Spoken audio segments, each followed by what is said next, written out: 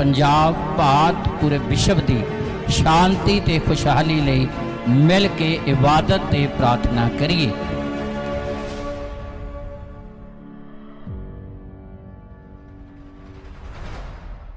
आदरयोग परमेश्वर के दास ते सारी आदरयोग संगत नूं जय मसीह दी, जय मसीह दी। परमेश्वर सारिਆਂ ਨੂੰ बरकत देवे और बड़ी कृपा करे। ये समा तुसां सारिਆਂ ਦੇ ਲਈ ਵੱਡੀ ਕਿਰਪਾ ਦੇ ਨਾਲ ਭਰਪੂਰ ਹੋਵੇ। जो महान परमेश्वर ਦਾ ਅਸੀਂ ਧੰਨਵਾਦ ਕਰਦੇ ਹਾਂ कि परमेश्वर ने गुजरे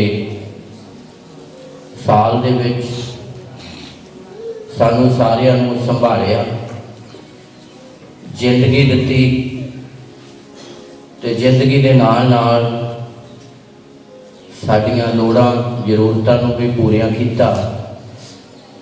सारे लिए असी परमेश्वर का धन्नवाद करते हैं। तो इस नवे साल के लिए भी जिहड़ा सिरजणहारे ने सानू बख्शिया आ दिता आ, असी खुदा का धन्नवाद करते हैं। जे उन्हें सानू साल नवा दिता आ तो जरूर आ सानू नवे साल दियां बरकतां भी देवेगा, क्योंकि जदों जिंदगी दिंदा तो जिंदगी नूं कायम रखण लई लोड़ां ते जरूरतां नूं भी पूरियां करता है। ये गल सवे साडे उद्धारकर्ता प्रभु यीशु मसीह ने कही, जिहड़े खाण की चिंता करते, जिहड़े पीण की चिंता करते, जिहड़े पहनण की चिंता करते, मत्ती की अंजील दे विच बहुत क्लीयर करके 6 अध्याय च लिखिया, कहंदा तुसीं दसो प्राण कीमती आ या भोजन कीमती है, कि जिन्हें प्राण देते आ वो तुहानू भोजन भी कीमती, जिहड़ी जिंदगी आ वो देती आ उन्हें बेसकीमती, जिहड़ी संसार की किसी वस्तु के नाल इंसान खरीद नहीं सकता। जे उन्हें जिंदगी प्राण दिते आ ते वो सानू भोजन भी देवेगा। जिन्हें सानू शरीर दिता आ वो शरीर नूं ढकण लई सानू वस्त्र भी देवेगा। हालेलुया। तो जिन्हें सानू 2022 दिता आ वो 22 दे विच सानू कायम रखण दे लई अपनियां रूहानी ते जिस्मानी बरकतां भी देवेगा। और हर एक आशीष नूं असीं विश्वास दे नाल प्राप्त करते हैं। जिड्डा तकड़ा साडा विश्वास है ओडी तकड़ी असी बरकत प्राप्त करते हैं। इसलिए असी कई सालों तो 20-25 सालों तो बार बार जदों भी साल नवा शुरू हुंदा आ, ये कहा जाता है भी जे 15 आ गया ना 16 भी आना, तो 20 भी आना, तो 22 भी आ जाना है। क्यों ने सानू सारियां ही आशीषां देनियां। हालेलुया। जिड्डा तकड़ा साडा विश्वास है ओडी तकड़ी असी किरपा पाउने आ, ते जिड्डा तकड़ा साडा विश्वास है उन्ना असी सिरजणहारे दे नेड़े चले जाते हैं। तो जदों असी सिरजणहारे दे नेड़े रहने आ तो फिर असी उहदी मुहब्बत, उहदे प्यार ते उहदियां गहरियां गल्लां नूं प्राप्त भी करते हैं। पिछले दिनों असी सुनिया सी वचन कि जिहड़ा परमेश्वर की हजूरी च रहिंदा, जिहड़ा उहदे नेड़े रहिंदा आ, वो सारियां आफतां मुसीबतां तो बचिया, उन्हां उत्ते बरकत की वारिश हुंदी है। जिहड़े खुदा की हजूरी दे विच रहिंदे ने, जिहड़े नेड़े रहिंदे ने। हालेलुया। जे तुहाडा मोबाइल टावर के नेड़े है ना तो गल बहुत जबरदस्त ते क्लीयर होनी है। तो जे तुहाडा मोबाइल टावर तो रेंज तो दूर है ना तो फिर गल क्लीयर होनी नहीं, पहली गल लगना ही नहीं। तो जे दूसरी गल लग भी किते गया तो अद्धी गल होनी आ ते अद्धी होनी। तो जिद्दां ही तुसीं सिरजणहारे की हजूरी च रहिंदे हो, नेड़े रहिंदे हो, विश्वास च बने रहिंदे हो, उन्ना ज़्यादा तुसीं उहदी किरपा दे भागी बनते हो। हालेलुया। क्योंकि किरपा नूं, रहमत नूं, आशीष नूं ਉਹਦੇ ਜਿਹੜੇ ਪ੍ਰੇਮੀ ਤੇ ਉਪਾਸਕ ਹੀ ਪ੍ਰਾਪਤ ਕਰਦੇ ਨੇ। ਪੜ੍ਹੀਏ ਔਰ ਧਿਆਨ ਦੇ ਨਾਲ ਸੁਣੀਏ। ਜੇ ਸਿਰਜਣਹਾਰੇ ਨੇ ਸਾਨੂੰ ਸਾਲ ਨਵਾਂ ਦੇ ਦਿੱਤਾ ਤੇ ਉਹ ਸਾਡੇ ਨਾਲ ਨਵੀਆਂ ਆਸ਼ੀਸ਼ਾਂ, ਨਵੀਆਂ ਬਰਕਤਾਂ ਦੀ ਪ੍ਰਤੀਗਿਆ ਵੀ ਕਰਦਾ ਆ। ਨਵੀਆਂ ਬਰਕਤਾਂ, ਨਵੀਆਂ ਆਸ਼ੀਸ਼ਾਂ ਜਿਨ੍ਹਾਂ ਦੇ ਬਾਰੇ ਇੱਥੇ ਪਰਮੇਸ਼ਰ ਨੇ ਯਸ਼ਾਇਆ ਦੇ ਦੁਆਰਾ ਵੀ ਪ੍ਰਗਟ ਕੀਤਾ ਤੇ ਉਸੇ ਗੱਲ ਨੂੰ ਪੁਰਾਣੀਆਂ ਕੌਮਾਂ ਲਈ ਠਹਿਰਾਇਆ ਗਿਆ। ਨਬੀ ਸੰਤ ਪੌਲਸ ਕਰਿੰਥਿਸ ਦੀ ਕਲੀਸਿਆ ਨੂੰ ਵੀ ਬਿਆਨ ਕਰਦਾ ਹੈ।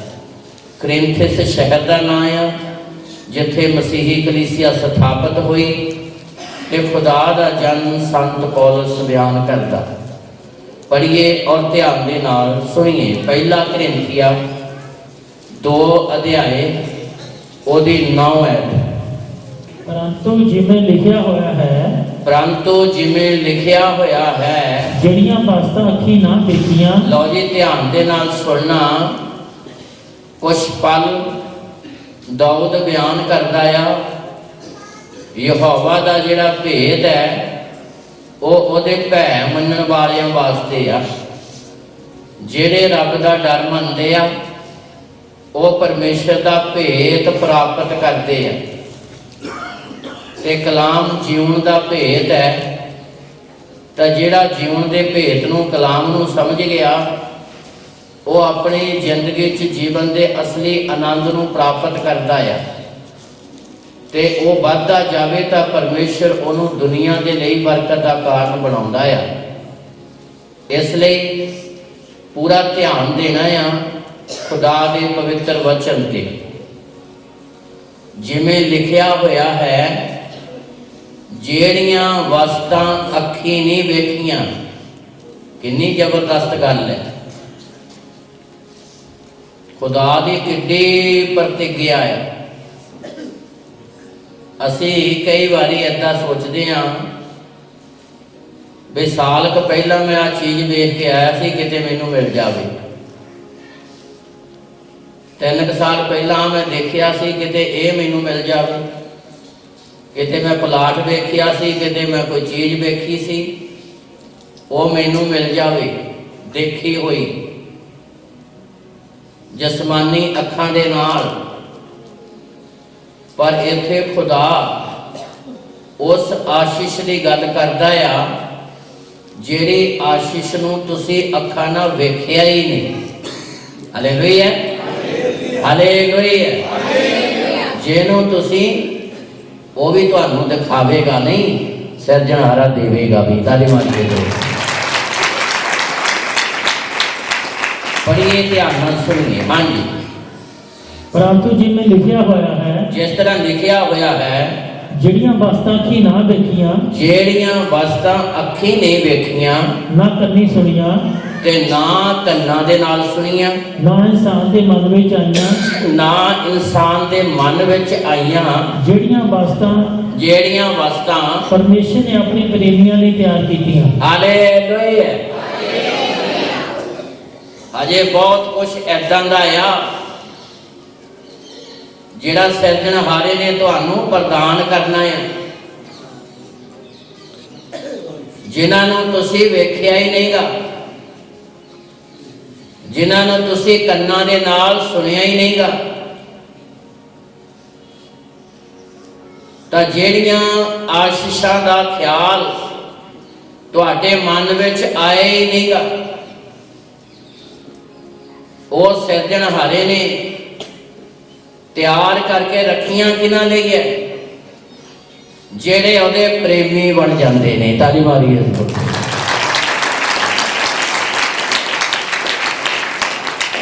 ਜਿਹੜੀਆਂ ਅੱਖੀਂ ਨਹੀਂ ਵੇਖੀਆਂ, ਜਿਹੜੀਆਂ ਕੰਨੀ ਨਹੀਂ ਸੁਣੀਆਂ, ਤਾਂ ਜਿਹੜੀਆਂ ਮਨ ਵਿੱਚ ਆਈਆਂ ਹੀ ਨਹੀਂ, परमेश्वर ने तैयार करके वो अपने प्रेमियों लिए रखिया हुई हैं। हुण इत्थे क्लीयर है कि खुदा दियां रहमतां नूं प्राप्त कौन करेगा? जिहड़ा उहदा प्रेमी बनेगा, ਜਿਹੜਾ ਆਰਾਧਕ ਤੇ ਉਪਾਸਕ ਬਣੇਗਾ, ਜਿਹੜਾ ਉਹਦਾ ਚਾਹਵਾਨ ਬਣੇਗਾ, ਉਹ ਕਿਰਪਾ ਲਵੇਗਾ ਜਿਹਦੇ ਬਾਰੇ ਨਾ ਅੱਖਾਂ ਦੇ ਨਾਲ ਵੇਖਿਆ, ਨਾ ਕੰਨਾਂ ਦੇ ਨਾਲ ਸੁਣਿਆ, ਤੇ ਨਾ ਹੀ ਉਹਨਾਂ ਦਾ ਜ਼ਿਕਰ ਉਹਨਾਂ ਦੇ ਮਨ ਵਿੱਚ ਆਇਆ। Hallelujah, hallelujah. ਕਈਆਂ ਦੇ ਦਿਮਾਗ 'ਚ ਆਊਗਾ ਇਹ ਕਿਵੇਂ ਹੋ ਜਾਊ, ਆਪਾਂ ਹੁਣੇ ਕਲੀਅਰ ਕਰ ਲੈਣਾ। ਖੁਦਾ ਸ਼ੰਕਾ ਨਹੀਂ ਰਹਿਣ ਦਿੰਦਾ, ਉਹ ਆਇਆ ਇਸੇ ਲਈ ਆ ਸ਼ੰਕ ਭਰਮ ਨੂੰ ਦੂਰ ਕਰੇ। ਉਹ ਸਾਡੇ ਸ਼ੱਕ ਭਰਮ ਨੂੰ, ਅਗਿਆਨਤਾ ਨੂੰ ਦੂਰ ਕਰਨ ਦੇ ਲਈ ਆਇਆ। ਉਹ ਸਾਡੀ ਜ਼ਿੰਦਗੀ 'ਚ ਜਿਹੜਾ ਧੁੰਦਲਾਪਨ ਆ ਉਹਨੂੰ ਦੂਰ ਕਰਨ ਦੇ ਲਈ ਆਇਆ, ਤਾਂ ਕਿ ਅਸੀਂ ਆਪਣੀ ਮੰਜ਼ਿਲ ਨੂੰ ਕਲੀਅਰ ਵੇਖ ਸਕੀਏ, ਅਸੀਂ ਆਪਣੇ ਸਿਰਜਣਹਾਰੇ ਨੂੰ ਕਲੀਅਰ ਦੇਖ ਸਕੀਏ। ਇਸ ਲਈ ਪਹਿਲੀ ਗੱਲ ਯਸ਼ਾਇਆ ਨਬੀ ਦੇ ਉੱਤੇ ਸਿਰਜਣਹਾਰੇ ਨੇ ਇਹ ਭੇਦ ਪ੍ਰਗਟ ਕੀਤਾ। 64 ਅਧਿਆਏ ਉਹਦੀ 4 ਐਤ ਪੜ੍ਹੀਏ। ਯਸ਼ਾਇਆ 64 ਅਧਿਆਏ ਉਹਦੀ 4 ਐਤ। ਪ੍ਰਾਚੀਨ ਸਮਿਆਂ ਤੋਂ ਨਾ ਕਿਸੇ ਸੁਣਿਆ, ਨਾ ਧਿਆਨ ਨਾਲ ਸੁਣਨਾ, ਪੁਰਾਣੇ ਸਮਿਆਂ ਤੋਂ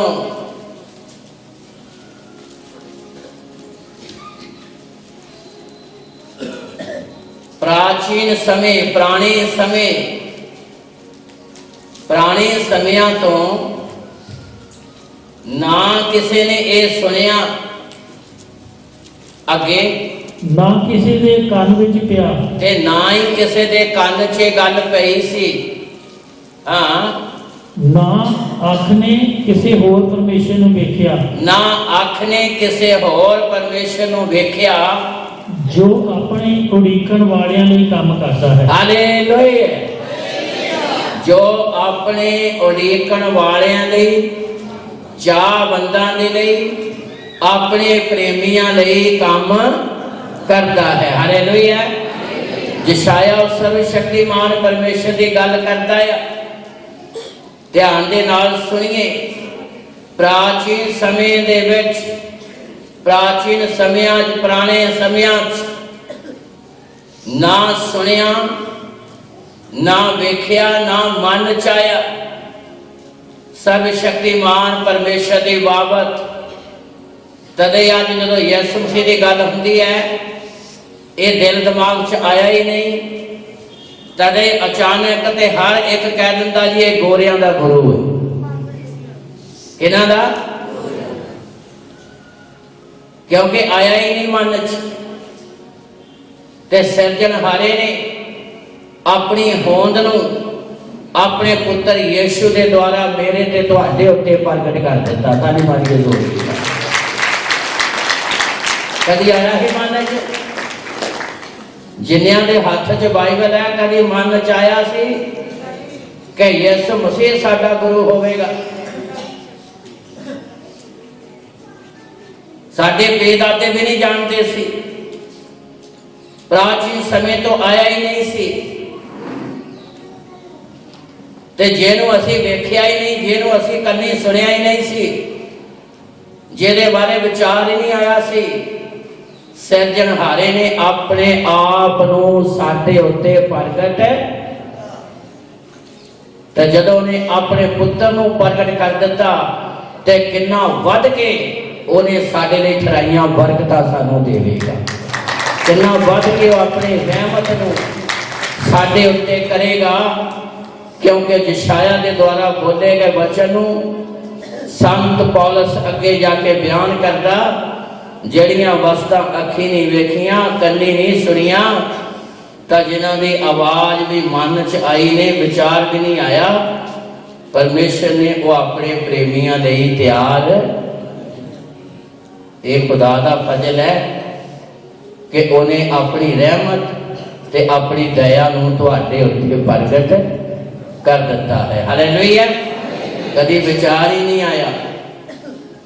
ਆ ਕੰਮ ਜਿਹੜੇ ਅੱਜ ਅਸੀਂ ਵੇਖ ਰਹੇ ਹਾਂ ਕਦੀ ਦੇਖਿਆ ਹੀ ਨਹੀਂ ਸੀ। ਸਾਲ ਬਾਅਦ ਕਿਤੇ ਜਾਓ ਤੇ ਮੱਥਾ ਟੇਕ ਕੇ ਵਾਪਸ ਆ ਜਾਓ, ਚਿਰਾਗ ਜਗਾਓ ਤੇ ਵਾਪਸ ਆ ਜਾਓ, ਕੁਛ ਪ੍ਰਸ਼ਾਦ ਲੈ ਕੇ ਜਾਓ ਤੇ ਦੇ ਕੇ ਵਾਪਸ ਆ ਜਾਓ। ਅਰੇ ਨਵਾਂ ਹੀ ਪਰਮੇਸ਼ਰ ਹੈ। Hallelujah, hallelujah. ਜਿਹੜਾ ਕਹਿੰਦਾ ਰਵੋ ਹੀ ਮੇਰੀ ਹਜ਼ੂਰੀ ਚ, ਤਾਲੀ ਮਾਰੀ। ਜਿਹੜਾ ਕੀ ਕਹਿੰਦਾ, ਜਿਹੜਾ ਕੀ ਕਹਿੰਦਾ, ਦੁਨੀਆ ਵਾਲੇ ਕੀ ਕਹਿੰਦੇ ਨੇ, ਉਹ ਕਹਿੰਦੇ ਹੋਇਆ ਇੱਕ ਵਾਰੀ ਚਲੇ ਗਏ ਤੁਸੀਂ ਤਾਂ ਲਾਕੀ ਬਣ ਗਏ। ਹੈ ਕਿ ਨਹੀਂ ਗੱਲ?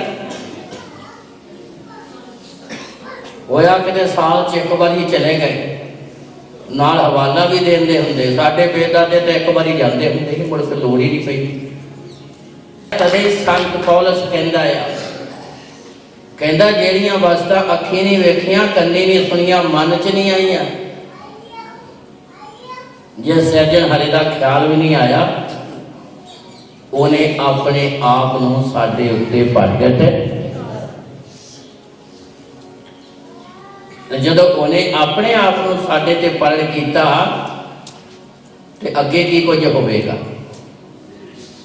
ਅੱਗੇ ਉੱਤਮ ਹੋਵੇਗਾ, ਸ੍ਰੇਸ਼ਟ ਹੋਵੇਗਾ, ਅੱਗੇ ਬਹੁਤ ਸਾਡੇ ਲਈ ਖਾਸ ਹੋਵੇਗਾ। ਤਾਂ ਜਿਹੜੇ ਉਹਦੇ ਵਸੀਲੇ ਅੱਜ ਅਸੀਂ ਕੰਮ ਵੇਖਦੇ ਹਾਂ, ਇਹ ਕਦੀ ਵੇਖੇ ਹੀ ਨਹੀਂ ਸੀ। ਇਹ ਕੰਮ ਕਦੀ ਵੇਖੇ ਤਾਂ ਜਿਹੜੀਆਂ ਗਵਾਹੀਆਂ ਸੁਣਦੇ ਆ, ਇਹ ਕਦੀ ਸੁਣੀਆਂ ਹੀ ਨਹੀਂ ਸੀ। ਹਾਲੇਲੂਇਆ। ਤੇ ਇਹ ਸਭ ਕੁਝ ਰੱਖਿਆ ਕਿਹਨਾਂ ਲਈ ਆ? ਸਿਰਜਣਹਾਰੇ ਨੇ, ਜਿਹੜੇ ਉਹਦੇ ਉਪਾਸਕ ਬਣਦੇ, ਪ੍ਰੇਮੀ ਬਣਦੇ ਨੇ। ਤੇ ਪ੍ਰੇਮੀ ਵੀ ਬੰਦਾ ਆਪਣੀ ਦੌੜ ਭੱਜ ਦੇ ਨਾਲ ਆਪਣੀ ਮਰਜ਼ੀ ਨਾਲ ਬਣ ਨਹੀਂ ਸਕਦਾ।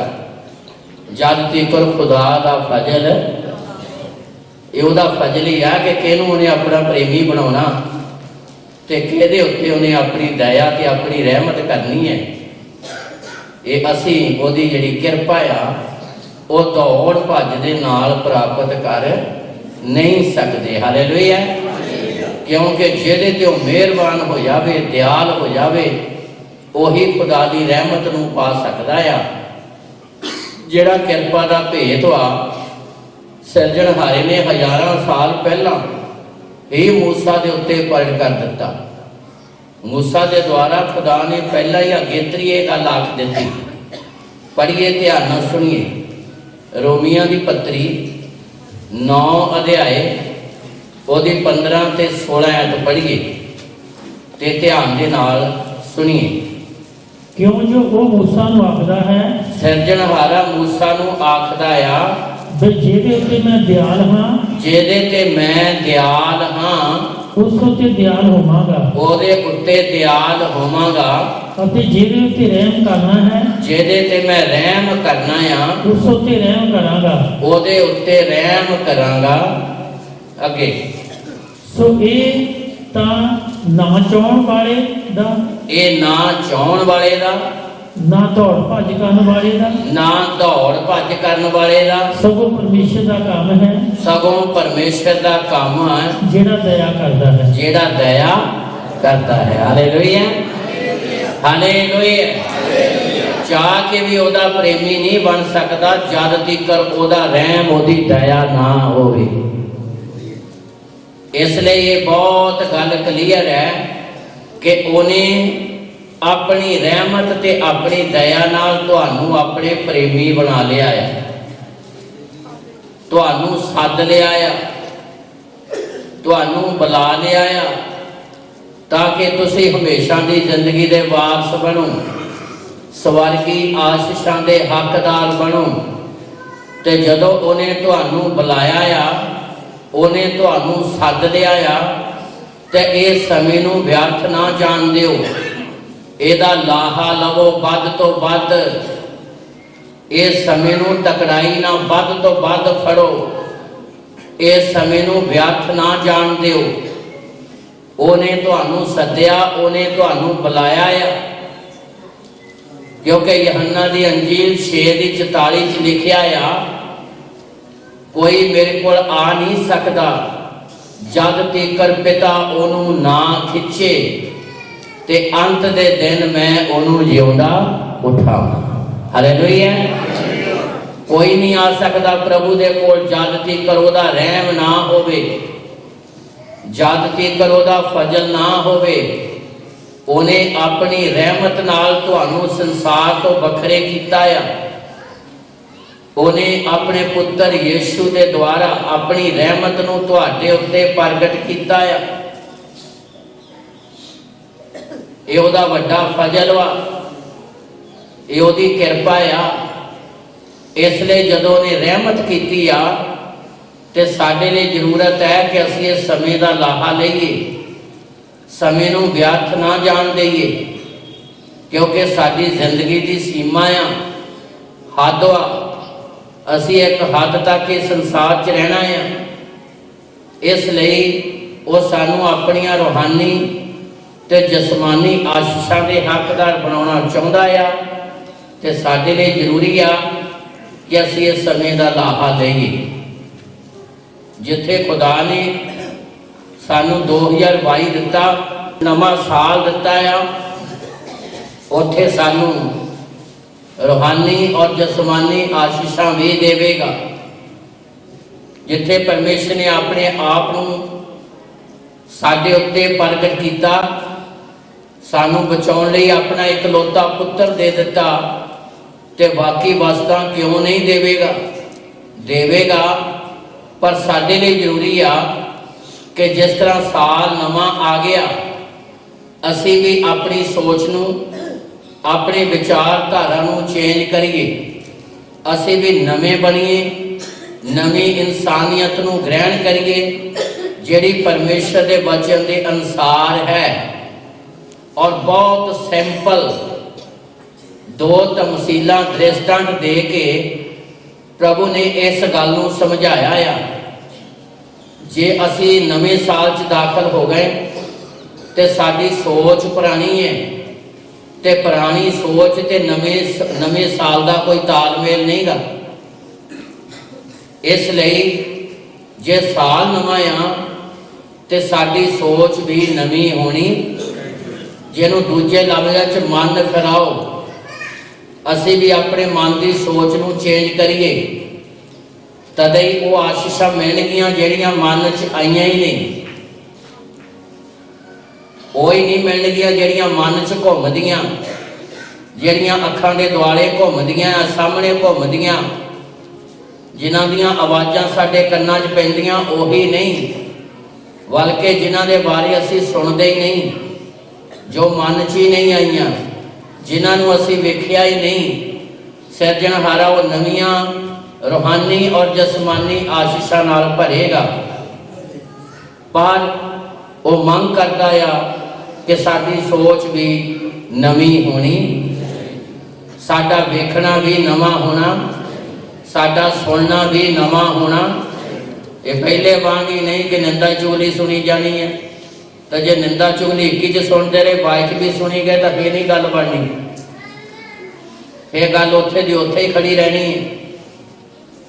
ਸਾਨੂੰ ਆਪਣੇ ਕੰਨਾਂ ਨੂੰ ਤੇ ਸਾਨੂੰ ਆਪਣੇ ਦਿਮਾਗ ਦੀ ਸੋਚ ਨੂੰ ਤੇ ਸਾਨੂੰ ਆਪਣੇ ਅੱਖਾਂ ਦੇ ਵੇਖਣ ਦੇ ਸਿਸਟਮ ਨੂੰ ਵੀ ਚੇਂਜ ਕਰਨਾ ਪਵੇਗਾ। ਇਹੀ ਨਵੇਂ ਬਣਨਾ ਆ। ਇਹਦੇ ਬਾਰੇ ਪ੍ਰਭੂ ਨੇ ਬਹੁਤ ਕਲੀਅਰ ਕਰਕੇ ਕਿਹਾ। ਮੱਤੀ ਦੀ ਅੰਜੀਲ 9 ਅਧਿਆਏ 16 ਤੇ ਫਿਰ 17। ਪੁਰਾਣੇ ਕੱਪੜੇ ਨੂੰ ਕੋਰੇ ਦੀ ਟਾਕੀ ਕੋਈ ਨਹੀਂ ਲਾਉਂਦਾ। ਕਿਉਂ? ਪੜ੍ਹੀਏ। ਪੁਰਾਣੇ ਕੱਪੜੇ ਨੂੰ ਕੋਰੇ ਦੀ ਟਾਕੀ ਕੋਈ ਨਹੀਂ ਲਾਉਂਦਾ, ਕਿਉਂ ਜੋ ਉਹ ਟਾਕੀ ਜਿਹੜੀ ਲਾਈ ਹੈ ਉਸ ਕੱਪੜੇ ਤੋਂ ਕੁਝ ਖਿੱਚ ਲੈਂਦੀ ਹੈ ਅਤੇ ਉਹ ਲੰਗਾਰ ਵੱਧ ਜਾਂਦਾ ਹੈ। ਬਸ ਬਹੁਤ ਸਿੰਪਲ ਹੈ, ਪੰਜਾਬੀ 'ਚ ਹੈ। ਕੱਪੜੇ ਅਸੀਂ ਪਹਿਨਦੇ ਹਾਂ, ਇਸ ਲਈ ਪ੍ਰਭੂ ਨੇ ਕਿਹਾ ਜੇ ਸਾਡਾ ਕੱਪੜਾ ਪਹਿਨਣ ਵਾਲਾ ਪੁਰਾਣਾ ਹੋ ਜਾਵੇ, ਖੱਦੀ ਹੋ ਜਾਵੇ, ਉਹ ਫਟ ਜਾਵੇ, ਤੇ ਅਸੀਂ ਨਵੇਂ ਕੱਪੜੇ ਦੀ ਟਾਕੀ ਜਿਹੜੀ ਹੈ ਉਹਨੂੰ ਲਾਉਂਦੇ ਨਹੀਂ। टाकी तो इस करके लाउनी है भी जिहड़ा कपड़ा फट गया आ वो फिर नवे सिरे तो जुड़ जाए, साडा नंगेज जिहड़ा आ वो दिखाई ना देवे। पर इत्थे बहुत क्लीयर करके लिखिया, कहंदा कोई भी इदां नहीं करता, पुराने कपड़े नूं नवे कपड़े की कोई भी टाकी लाउंदा कोई तालमेल नहीं गा। तो जे ला दिती फिर लिखिया लगार वध जाएगा। जिहड़ा लगार शुरू होया आ वो की हो जाएगा, पुराने कपड़े दे विच ये ताकत ते शक्ति है नहीं भी वो नवे कपड़े नूं संभाल सके, लगार वध जाएगा। पुराना तो है ही खद्दी होया, पर वो जिहड़ी नवे कपड़े की टाकी कोरे की लाई वो भी व्यर्थ चली जाएगी। पुराना तो है ही है गया, पुराना तो फटिया ही फटिया आ, पर जिहड़ी नवे कपड़े की टाकी लाती वो भी व्यर्थ चली। पुरानी सोच लैके शरीरक सोच लैके असी जे नवे साल च एंट्री भी कर लई तो ਇਹਦਾ सानू लाभ कोई भी नहीं होना। जदों जदों कलाम नूं सिद्ध किया जाता, एक तो ਵੱਧ गवाह खड़े होंदे ने। यूहन्ना दी अंजील 8:17 च लिखिया आ, इत्थे इसे लई एक तमसील नहीं, एक विहारत नहीं, एक उदाहरण नहीं, बल्कि इत्थे दो उदाहरण दित्तियां गईयां इस गल नूं सिद्ध करन दे लई भी यह गल इदां आ तां इदां ही है। कई जगह प्रभु ने वचन बोलिया, मैं तुहानू सच सच कहंदा, कणक दा दाना जमीन च पै के ना मरे तां वो कल्ला ही, जे मरे तां बहुत सारा फल दिंदा है। कणक के दाने का मरना जरूरी आ, गलना सड़ना जरूरी आ, तद ही उहदे अंदर एक नवा पौधा पैदा होवेगा तो जिहड़ा बहुत सारा फल देवेगा। हालेलुया। अगली एक उदाहरण भी इसी तरह की है, मतलब सिर्फ एक ही है। चाहे पुराने कपड़े ते नवे कपड़े की गल कीती आ, ते चाहे मसक की गल कीती आ, ते अंगूरां दे दाख रस की गल कीती है। अगली लाइन भी पढ़िए, अगली आयत भी पढ़िए और ध्यान नाल सुनिए। ਅਤੇ ਨਾ ਨਵੀਂ ਮੈਂਹ ਨੂੰ ਪੁਰਾਣੀਆਂ ਮਾਸ਼ੀਆਂ ਵਿੱਚ ਭਰਦੇ ਹਨ। नवी दाख रस नूं, ਜਿਹੜਾ ਨਵਾਂ ਦਾਖ ਰਸ ਹੈ ਉਹ ਤਾਕਤਵਰ ਵਾ, ਸ਼ਕਤੀਸ਼ਾਲੀ ਹੈ, ਤੇਜ਼ ਹੈ, ਤੇ ਉਹਨੂੰ ਪੁਰਾਣੀਆਂ ਮਸਕਾਂ ਦੇ ਵਿੱਚ ਨਹੀਂ ਭਰਿਆ ਜਾ ਸਕਦਾ। ਪੁਰਾਣੀਆਂ ਮਸਕਾਂ ਜਿਹੜੀਆਂ ਆ ਉਹਦੇ ਤੇਜ਼ ਨੂੰ ਸਹਾਰ ਨਹੀਂ ਸਕਦੀਆਂ, ਉਹ ਫਟ ਜਾਣਗੀਆਂ।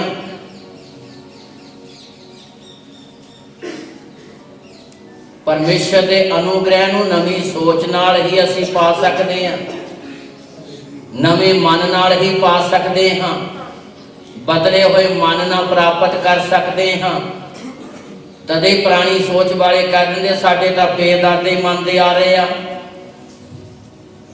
पहाड़ों ही मनते आ रहे हैं, इट्टा पत्थरों ही मनते आ रहे हैं। जद तक असी उन्हां सोचां चों निकलते नहीं, विश्वास के नाल असी इस गल नूं नहीं मानते कि यीशु ही मुक्ति दाता आ, ना असी नवीं आशीषां वेख सकते हैं, ना असी उन्हां दे बारे सुन सकते हैं, ते ना ही असी उन्हां नूं पा सकते हैं। साडी आनू अपनी सोच नूं बदलना पवेगा, सानू अपने विचारां नूं बदलना पवेगा। इसलिए प्रभु ने इत्थे इस गल नूं प्रगट कीता, कोई मनुख पुराने कपड़े नूं नवे कपड़े की टाकी नहीं लाउंदा, फायदा होने की बजाय नुकसान होवेगा। ਤੇ ਲਗਾਰ ਬਾਅਦ ਲਾਭ ਨਹੀਂ ਹੋਵੇਗਾ। ਅੱਗੇ ਪੜ੍ਹੀਏ, ਧਿਆਨ ਨਾਲ ਸੁਣੀਏ 17। ਹਾਂਜੀ। ਅਤੇ ਨਾ ਨਵੀਂ ਮੈਲ ਨੂੰ ਪੁਰਾਣੀਆਂ ਮਸ਼ਕਾਂ ਵਿੱਚ ਭਰਦੇ ਹਨ। ਤੇ ਨਵੀਂ ਮੈਲ ਨੂੰ ਪੁਰਾਣੀਆਂ ਮਸ਼ਕਾਂ ਦੇ ਵਿੱਚ ਨਹੀਂ ਭਰਿਆ ਜਾ ਸਕਦਾ। ਅੱਗੇ, ਨਹੀਂ ਤਾਂ ਮਸ਼ਕਾਂ ਪਾਟ ਜਾਂਦੀਆਂ ਮਸ਼ਕਾਂ ਪਾਟ ਜਾਂਦੀਆਂ ਅਤੇ ਮੈਂ ਵਗ ਜਾਂਦੀ ਹਾਂ, ਤੇ ਮੈਂ ਵਗ ਜਾਂਦੀ ਅਤੇ ਮਸ਼ਕਾਂ ਦਾ ਨਾਸ ਹੋ ਜਾਂਦਾ ਹੈ। ਹਾਂ, ਮੈਂ ਵੀ ਗਈ, ਦਾਖਰਸ ਵੀ ਗਿਆ ਤੇ ਮਸ਼ਕਾਂ ਵੀ। Hallelujah, hallelujah. ਇਸ ਲਈ ਜੇ ਸਾਲ ਨਵਾਂ ਆ ਤੇ ਨਵੇਂ ਸਾਲ ਦੀਆਂ ਅਸੀਂ ਆਸ਼ੀਸ਼ਾਂ ਲੈਣੀਆਂ ਤੇ ਸਾਨੂੰ ਆਪਣੀ ਸੋਚ ਨੂੰ ਵੀ ਨਵਾਂ ਬਣਾਉਣਾ ਪਵੇਗਾ। ਤਾਲੀ ਮਾਰੀਏ ਥੋੜੀ। ਆਪਣੇ ਵਿਚਾਰਾਂ ਨੂੰ, ਆਪਣੀ ਜ਼ਿੰਦਗੀ ਨੂੰ ਬਦਲਣਾ ਪਵੇਗਾ। ਫਿਰ ਪਰਮੇਸ਼ਰ ਮੌਤ ਨੂੰ ਜ਼ਿੰਦਗੀ 'ਚ ਬਦਲੇਗਾ ਤੇ ਸ਼ਰਾਪ ਨੂੰ ਆਸ਼ੀਸ਼ 'ਚ ਬਦਲੇਗਾ ਤੇ ਸਾਡੇ ਹੱਥਾਂ ਦੇ ਕੰਮਾਂ ਨੂੰ ਵੀ ਆਸ਼ੀਸ਼ ਦੇਵੇਗਾ ਤੇ ਸਾਨੂੰ ਆਪਣੀਆਂ ਰਹਿਮਤਾਂ ਦੇ ਨਾਲ ਭਰੇਗਾ ਤੇ ਆਪਣੀ ਕਿਰਪਾ ਨਾਲ ਭਰਪੂਰ ਕਰੇਗਾ। ਅਲੀਸ਼ਾ ਨਬੀ ਦੇ ਸਮੇਂ 'ਚ ਜਿੱਥੇ ਅਲੀਸ਼ਾ ਨਬੀ ਰਹਿ ਰਿਹਾ ਸੀਗਾ, ਲੋਕਾਂ ਨੇ ਕੰਪਲੇਂਟ ਕੀਤੀ, ਦੇਖੋ ਜੀ ਇਹ ਸ਼ਹਿਰ ਬਹੁਤ ਸੋਹਣੀ ਜਗ੍ਹਾ ਦੇ ਉੱਤੇ ਬਣਿਆ ਹੋਇਆ ਆ, ਸ਼ਹਿਰ ਸੋਹਣਾ ਆ, ਪਰ ਇੱਥੇ ਦੀ ਪਾਣੀ ਦੇ ਵਿੱਚ ਮੌਤ ਹੈ ਤੇ ਧਰਤੀ ਹੈਗੀ ਆ ਬੰਜਰ, ਨਾ ਧਰਤੀ 'ਚ ਆਸ਼ੀਸ਼ ਹੈ ਤੇ ਨਾ ਪਾਣੀ 'ਚ ਆਸ਼ੀਸ਼ ਹੈ। ਸ਼ਹਿਰ ਦੇਖਣ ਨੂੰ ਸੋਹਣਾ ਆ, ਪਰ ਪਾਣੀ 'ਚ ਮੌਤ ਹੈ ਤੇ ਧਰਤੀ ਬੰਜਰ ਹੈ, ਕੋਈ ਆਸ਼ੀਸ਼ ਹੈ ਨਹੀਂ ਗੀ। ਮੁਸੀਬਤ ਵਾ, ਵਰਕਤ ਕੋਈ ਨਹੀਂ, ਦੇਖਣ ਨੂੰ ਹੀ ਸੋਹਣਾ ਆ, ਪਰ ਸੋਹਣੀ ਆਸ਼ੀਸ਼ ਹੈ ਨਹੀਂ। ਹਾਲੇਲੂਇਆ। ਇਹ ਕੰਪਲੇਂਟ, ਸ਼ਿਕਾਇਤ ਅਲੀਸ਼ਾ ਨਬੀ ਨੂੰ ਉਸ ਸਮੇਂ ਦੇ ਮਨੁੱਖਾਂ ਨੇ ਕੀਤੀ ਤੇ ਜਦੋਂ ਇਹ ਕੰਪਲੇਂਟ ਕੀਤੀ ਤੇ ਰੱਬ ਦੇ ਬੰਦੇ ਨੇ ਕਿਹਾ ਤੁਹਾਡਾ ਮਸਲਾ ਹੱਲ ਹੋ ਜਾਊ। ਦੋ ਚੀਜ਼ਾਂ ਚਾਹੀਦੀਆਂ ਆ। ਪਹਿਲੀ ਗੱਲ, ਨਵਾਂ ਭਾਂਡਾ ਮੇਰੇ ਕੋਲ ਲੈ ਕੇ ਆਓ, ਨਵਾਂ ਬਰਤਨ ਲੈ ਕੇ ਆਓ, ਜੋ ਇਸ਼ਾਰਾ ਮਨੁੱਖੀ ਜ਼ਿੰਦਗੀਆਂ ਦੇ ਵੱਲ। ਤੁਹਾਨੂੰ ਆਪਣੀ ਸੋਚ ਬਦਲਣੀ ਪਊ, ਵਿਚਾਰ ਬਦਲਨੇ ਪਊਗੇ। ਏਦਾਂ ਹੀ ਜਿਸ ਤਰ੍ਹਾਂ ਜਨਾਹ ਨਬੀ ਨੇ ਜਾ ਕੇ ਨੀਨਵਾ 'ਚ ਪ੍ਰਚਾਰ ਕੀਤਾ, ਜਿੱਥੇ ਇਹ ਐਲਾਨ ਹੋ ਗਿਆ ਸੀ ਨੀਨਵਾ 40 ਦਿਨਾਂ ਨੂੰ ਢਾਇਆ ਜਾਵੇਗਾ, ਖਤਮ ਹੋ ਜਾਵੇਗਾ। ਖੁਦਾ ਨੇ ਆਪਣੇ ਬੰਦੇ ਦੇ ਦੁਆਰਾ ਕਿਹਾ ਆਪਣੀ ਸੋਚ ਬਦਲੋ। ਹਰੇਕ ਮਨੁੱਖ ਆਪੋ ਆਪਣੇ ਭੈੜੇ ਕੰਮਾਂ ਤੋਂ ਮੂੰਹ ਮੋੜਨ, ਜਿਹੜੇ ਜ਼ੁਲਮ ਕਰਦੇ ਆ ਜ਼ੁਲਮ ਨੂੰ ਤਿਆਗਣ, ਸੋਚ ਬਦਲਣ, ਵਿਚਾਰ ਬਦਲਣ। ਕੀ ਜਾਣੀਏ ਪਰਮੇਸ਼ਰ ਆਪਣੇ ਤੱਤੇ ਕ੍ਰੋਧ ਤੋਂ ਮੁੜੇ ਤੇ ਤੁਸੀਂ ਨਾਸ਼ ਨਾ ਹੋ। ਹਾਲੇਲੂਇਆ। ਜਨਾਹ ਨਬੀ ਨੇ ਉੱਥੇ ਜਾ ਕੇ ਪ੍ਰਚਾਰ ਕੀਤਾ ਆਪਣੀ ਸੋਚ ਬਦਲ ਲਓ। ਜੇ ਤੁਸੀਂ ਆਪਣੀ ਸੋਚ ਬਦਲ ਲਓਗੇ ਤੇ ਸਿਰਜਣਹਾਰਾ ਵੀ ਆਪਣੀ ਸੋਚ ਬਦਲ ਕੇ ਉਹ ਤੁਹਾਨੂੰ ਨਾਸ਼ ਨਹੀਂ ਕਰੇਗਾ, ਬਲਕਿ ਤੁਹਾਨੂੰ ਜ਼ਿੰਦਗੀ ਦੇਵੇਗਾ, ਜੀਵਨ ਦੇਵੇਗਾ। ਉਹਨਾਂ ਨੇ ਸੋਚ ਬਦਲ ਲਈ, ਉਹਨਾਂ ਨੇ ਆਪਣੇ ਵਿਚਾਰ ਬਦਲ ਲਏ। 1,20,000 ਤੋਂ ਵੱਧ ਲੋਕ ਬਚਾਏ ਗਏ। ਇੱਥੇ ਵੀ ਅਲੀਸ਼ਾ ਨਬੀ ਨੇ ਕਿਹਾ ਨਵਾਂ ਬਰਤਨ ਲੈ ਕੇ ਆਓ ਤੇ ਨਾਲ ਨਮਕ ਲੈ ਕੇ ਆਓ, ਲੂਣ ਲੈ ਕੇ ਆਓ। ਪੜ੍ਹੀਏ, ਧਿਆਨ ਨਾਲ ਸੁਣੀਏ। ਦੂਸਰਾ ਰਾਜਾ 2 ਅਧਿਆਏ ਉਹਦੇ 19 ਆਇਤ। ਉਸ ਸ਼ਹਿਰ ਦੇ ਲੋਕਾਂ ਨੇ ਅਲੀਸ਼ਾ ਨੂੰ ਆਖਿਆ, ਸ਼ਹਿਰ ਦੇ ਲੋਕਾਂ ਨੇ ਅਲੀਸ਼ਾ ਨੂੰ ਆਖਿਆ, ਦੇਖੋ ਇਹ ਸ਼ਹਿਰ ਕਿਹੇ ਚੰਗੇ ਥਾਂ ਉੱਤੇ ਹੈ। ਦੇਖੋ ਸ਼ਹਿਰ ਕਿੰਨੇ ਚੰਗੇ ਥਾਂ ਦੇ ਉੱਤੇ ਆ, ਦੇਖਣ ਨੂੰ ਥਾਂ ਵਧੀਆ ਆ, ਪਰ ਥਾਂ ਦੇ ਵਿੱਚ ਆਸ਼ੀਸ਼ ਹੈ ਨਹੀਂ ਗੀ। ਲੂਣ ਚੰਗਾ ਆ, ਪਾਜੇ ਬੇਸਵਾਦ ਹੋ ਜਾਵੇ। ਬੰਦਾ ਚੰਗਾ ਆ ਜੇ ਆਪਣਾ ਅਸਲੀ ਸਵਾਦ ਗਵਾ ਕੇ ਬਹਿ ਜਾਵੇ। ਸ਼ਹਿਰ ਚੰਗਾ ਆ ਪਰ ਸ਼ਹਿਰ 'ਚ ਆਸ਼ੀਸ਼ ਹੈ ਨਹੀਂ ਗੀ। ਪੜ੍ਹੀਏ, ਧਿਆਨ ਨਾਲ ਸੁਣੀਏ। ਦੂਸਰਾ ਰਾਜਾ 2 ਅਧਿਆਏ ਉਹਦੀ 19 ਹੈ। ਜਿਵੇਂ ਸਾਡਾ ਸੁਆਮੀ ਵੀ ਵੇਖਦਾ ਹੈ, ਹਾਂ, ਪਰ ਪਾਣੀ ਖਰਾਬ ਤੇ ਧਰਤੀ ਬੰਜਰ ਰਹੀ ਹੈ। ਪਾਣੀ ਖਰਾਬ ਆ ਤੇ ਧਰਤੀ ਕੀ ਹੈ? ਸ਼ਹਿਰ ਵੇਖਣ ਲਈ ਸੋਹਣਾ ਆ ਪਰ ਸ਼ਹਿਰ 'ਚ ਆਸ਼ੀਸ਼ ਹੈ ਨਹੀਂ ਗੀ। ਇਹ ਬੰਦੇ ਦੀ ਤਸਵੀਰ ਵਾ। ਦੇਖਣ ਨੂੰ ਬੰਦਾ ਸਹੀ ਲੱਗਦਾ ਆ ਪਰ ਆਨੰਦ ਹੈ ਨਹੀਂ, ਜ਼ਿੰਦਗੀ ਦਾ ਰਸ ਹੈ ਨਹੀਂਗਾ। ਕੋਈ ਫੰਕਸ਼ਨ, ਕੋਈ ਵਿਆਹ ਸ਼ਾਦੀ ਹੁੰਦਾ, ਆਪਣੇ ਆਪ ਨੂੰ ਵਧੀਆ ਕੱਪੜੇ ਕੁਪੜੇ ਪਾ ਕੇ ਸੈੱਟ ਕਰਕੇ ਚਲਾ ਤਾਂ ਜਾਂਦਾ, ਪਰ ਅੰਦਰ ਕੋਈ ਆਨੰਦ ਵਾਲੀ ਗੱਲ ਨਹੀਂ। ਇਹ ਹਾਲਤ ਉੱਥੇ ਦੇ ਸ਼ਹਿਰ ਦੀ ਹੈ। ਸ਼ਹਿਰ ਵੇਖਣ ਨੂੰ ਸੋਹਣਾ ਆ ਪਰ ਸ਼ਹਿਰ 'ਚ ਆਸ਼ੀਸ਼ ਨਹੀਂ, ਸ਼ਹਿਰ 'ਚ ਮੌਤ ਹੈ। ਸ਼ਹਿਰ ਦੀ ਜ਼ਮੀਨ 'ਚ ਸ਼ਰਾਬ ਹੈ, ਬੰਜਰ ਵਾ, ਤੇ ਪਾਣੀ ਪੀਣ ਨਾਲ ਲੋਕੀ ਮਰ ਰਹੇ ਆ। ਦੇਖਣ ਨੂੰ ਸੋਹਣਾ ਆ ਪਰ ਮੌਤ ਦਾ ਸਾਇਆ ਆ। ਦੇਖਣ ਨੂੰ ਸੋਹਣਾ ਆ ਪਰ ਸ਼ਰਾਬ ਹੈਗਾ ਆ। ਇਹ ਆਦਮੀ ਦੀ ਤਸਵੀਰ ਦਾ ਚਿੱਤਰ ਹੈ। ਇਸ ਲਈ ਪ੍ਰਭੂ ਨੇ ਆਖਿਆ ਲੂਣ ਚੰਗਾ ਆ, ਪਰ ਜੇ ਆਪਣਾ ਸਵਾਦ ਛੱਡ ਦੇਵੇ ਤਾਂ ਇਹ ਕਿਸੇ ਵੀ ਕੰਮ ਦਾ। ਬਾਹਰ ਸੁੱਟਿਆ ਤੇ ਮਨੁੱਖਾਂ ਦੇ ਪੈਰਾਂ ਹੇਠ ਮਿੰਦਿਆ। ਇਸੇ ਤਰ੍ਹਾਂ ਇਨਸਾਨ ਦੀ ਤਸਵੀਰ ਹੈ। ਜੇ ਇਨਸਾਨ ਅਸਲੀ ਆਪਣਾ ਸਵਾਦ, ਅਸਲੀ ਆਪਣੇ ਗੁਣਾਂ ਨੂੰ, ਕਰਤੱਵ ਨੂੰ ਛੱਡ ਦੇਵੇ ਤੇ ਤਦੇ ਹੀ ਫਿਰ ਤਰ੍ਹਾਂ ਤਰ੍ਹਾਂ ਦੀਆਂ ਸਥਿਤੀਆਂ ਤੇ ਹਾਲਾਤਾਂ ਵਿੱਚ ਵੀ ਗੁਜ਼ਰਨਾ ਪੈਂਦਾ ਹੈ। ਪਰ ਮਸਲੇ ਦੇ ਹੱਲ ਲਈ ਰੱਬ ਦੇ ਬੰਦੇ ਨੇ ਕਿਹਾ ਬਰਤਨ ਨਵਾਂ ਲੈ ਕੇ ਆਓ।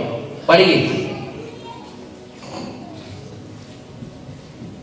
ਅਤੇ ਉਹ ਬੋਲਿਆ, ਮੈਨੂੰ ਇੱਕ ਨਵਾਂ ਭਾਂਡਾ ਲਿਆ ਦਿਓ। ਹਾਂ, ਪੁਰਾਣਾ ਨਹੀਂ ਭਾਂਡਾ, ਪੁਰਾਣੇ ਨਾਲ ਕੰਮ ਨਹੀਂ ਚੱਲਣਾ। ਨਵਾਂ ਭਾਂਡਾ ਲੈ ਕੇ ਆਓ ਅਤੇ ਉਹਦੇ ਵਿੱਚ ਲੂਣ ਪਾ ਦਿਓ। ਪਿਛਲੇ ਸਮੇਂ ਦੱਸਿਆ ਸੀ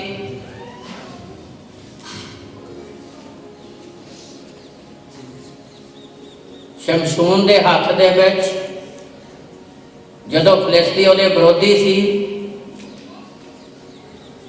ਖੋਤੇ ਦੇ ਜਵਾੜੇ ਦੀ ਨਵੀਂ ਹੱਡੀ ਉਹਦੇ ਹੱਥ 'ਚ ਆਈ। ਕਿਹੜੀ ਹੱਡੀ? ਨਵੀਂ ਹੱਡੀ ਸੀ ਜਿਸ 'ਚ ਤਾਕਤ ਸੀਗੀ। 1000 ਫਲਿਸਤੀ ਉਹਨੇ ਖਤਮ ਕਰ ਦਿੱਤੇ। ਆਪ ਪਵਿੱਤਰ ਆਤਮਾ ਦੇ ਹੱਥ 'ਚ ਸੀ ਤੇ ਉਹਦੇ ਹੱਥ ਦੇ ਵਿੱਚ ਖੋਤੇ ਦੇ ਜਵਾੜੇ ਦੀ ਨਵੀਂ ਹੱਡੀ ਸੀ। ਇਹ ਨਵੀਂ ਤੇ ਪੁਰਾਣੀ 'ਚ ਬੜਾ ਅੰਤਰ ਹੈ। ਨਵੇਂ ਤੇ ਪੁਰਾਣੇ ਕੱਪੜੇ 'ਚ ਬੜਾ ਅੰਤਰ ਹੈ। ਪੁਰਾਣੇ ਸਾਲ ਤੇ ਨਵੇਂ ਸਾਲ 'ਚ ਬੜਾ ਅੰਤਰ ਹੈ। ਇਸ ਲਈ ਪੁਰਾਣੇ ਬਰਤਨ ਤੇ ਨਵੇਂ ਬਰਤਨ 'ਚ ਬੜਾ ਅੰਤਰ ਹੈ। ਇਸੇ ਲਈ ਅਲੀਸ਼ਾ ਨਬੀ ਨੇ ਕਿਹਾ ਨਵਾਂ ਬਰਤਨ ਲੈ ਕੇ ਆਓ, ਕੋਰਾ ਹੋਵੇ। ਅੱਗੇ ਪੜ੍ਹੀਏ, ਧਿਆਨ ਨਾਲ ਸੁਣੀਏ। ਹਾਂਜੀ। ਅਤੇ ਉਹ ਬੋਲਿਆ, ਮੈਨੂੰ ਇੱਕ ਨਵਾਂ ਭਾਂਡਾ ਲਿਆ ਦਿਓ। ਮੈਨੂੰ ਇੱਕ ਨਵਾਂ ਬਰਤਨ ਲਿਆ ਕੇ ਦਿਓ ਅਤੇ ਉਹਦੇ ਵਿੱਚ ਲੂਣ ਪਾ ਦਿਓ। ਉਹਦੇ 'ਚ ਲੂਣ ਪਾ ਦਿਓ। ਉਹ ਉਸਦੇ ਕੋਲ ਲਿਆਏ। ਲਓ ਜੀ, ਉਹਦੇ ਵਿੱਚ ਲੂਣ ਪਾ ਦਿਓ। ਨਾਲ ਬਰਤਨ ਨਵਾਂ ਹੋਵੇ ਤੇ ਨਾਲ ਲੂਣ ਵੀ ਚਾਹੀਦਾ ਹੈ। ਜੇ ਅਸੀਂ ਕਲਾਮ ਦੀਆਂ ਗਹਿਰਾਈਆਂ ਨੂੰ ਸਮਝਣਾ ਸ਼ੁਰੂ ਕਰ ਦਈਏ ਤੇ ਮਸੀਹੀ ਜ਼ਿੰਦਗੀ 'ਚ ਸਾਡੇ ਮਸਲਿਆਂ ਦਾ ਹੱਲ ਆਪਣੇ ਆਪ ਹੋਣ ਲੱਗ ਪੈਂਦਾ। ਸਾਡੇ ਮਨ ਦੀ ਸੰਤੁਸ਼ਟੀ ਆਪਣੇ ਆਪ ਹੋਣ ਲੱਗ ਪੈਂਦੀ ਹੈ। ਕਿਉਂਕਿ ਜਿੰਨੀਆਂ ਪੁਰਾਣੇ ਨੇਮ 'ਚ ਭੇਟਾਂ ਚੜਾਈਆਂ ਜਾਂਦੀਆਂ ਸੀ, ਉਹਨਾਂ ਦੇ ਵਿੱਚ ਲੂਣ ਦਾ ਖਾਸ ਯੋਗਦਾਨ ਸੀ। ਤਦੇ ਇੱਥੇ ਰੱਬ ਦੇ ਬੰਦੇ ਨੇ ਕਿਹਾ, ਕਹਿੰਦਾ ਲੂਣ ਵੀ ਲੈ ਕੇ ਆਓ। ਤਦੇ ਪ੍ਰਭੂ ਨੇ ਕਿਹਾ, ਕਹਿੰਦਾ ਤੁਸੀਂ ਧਰਤੀ ਦਾ ਲੂਣ ਹੋ।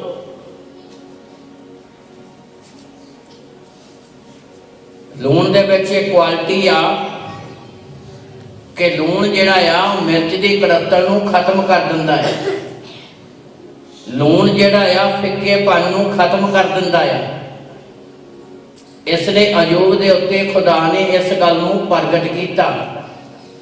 अयूब की पुस्तक 6 अध्याय की 6 आयत पढ़ो,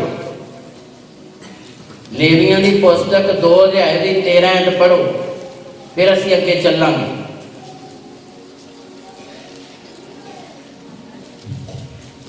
भला फिक्की चीज लूण तो बिना खाईदी है।